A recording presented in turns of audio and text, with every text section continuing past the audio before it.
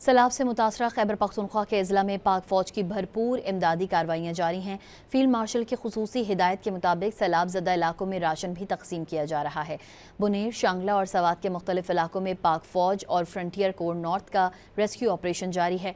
मौसम की खराबी के बावजूद पाक फौज के हेलीकॉप्टर रेस्क्यू मिशन में मसरूफ़ हैं।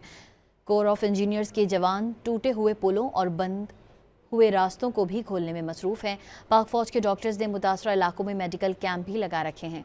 मानसेरा, नीलबान और बडग्राम के सैलाब ज़दा इलाकों में भी पाक फौज की इमदादी कार्रवाइयाँ जारी हैं। ख़राब रास्ते की वजह से पाक फौज की रिलीफ टीम को पैदल 8 किलोमीटर का फासला तय करके मुतासरा इलाके तक पहुँचना पड़ा।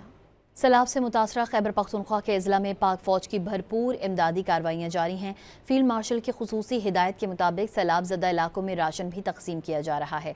बुनेर, शांगला और सवात के मुख्तलिफ इलाकों में पाक फौज और फ्रंटियर कोर नॉर्थ का रेस्क्यू ऑपरेशन जारी है।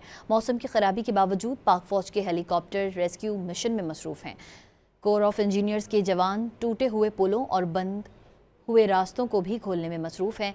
पाक फौज के डॉक्टर्स ने मुतासरा इलाकों में मेडिकल कैंप भी लगा रखे हैं। मानसेरा, नीलबान और बडग्राम के सैलाब ज़दा इलाकों में भी पाक फौज की इमदादी कार्रवाइयाँ जारी हैं। ख़राब रास्ते की वजह से पाक फौज की रिलीफ टीम को पैदल 8 किलोमीटर का फासला तय करके मुतासरा इलाके तक पहुँचना पड़ा।